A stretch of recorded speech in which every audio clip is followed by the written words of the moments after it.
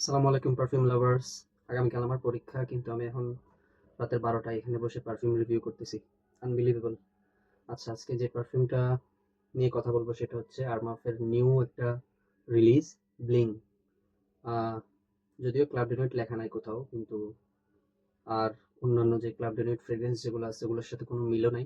হ্যাঁ, আমি এটা অলরেডি স্নিফ করে ফেলছি। এটা আপনার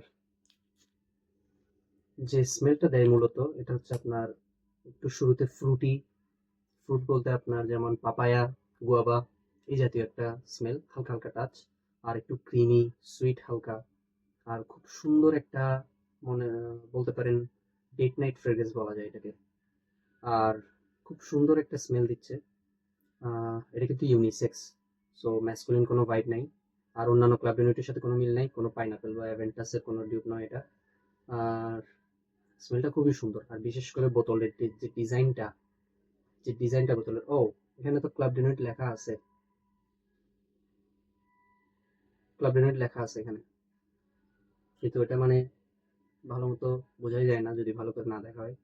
আর বোতলের ডিজাইনটা খুবই সুন্দর করছে, খুবই ইউনিক। আর এখানে মানে লাইন লাইনে যেন মনে হচ্ছে ডায়মন্ড বসাইছে।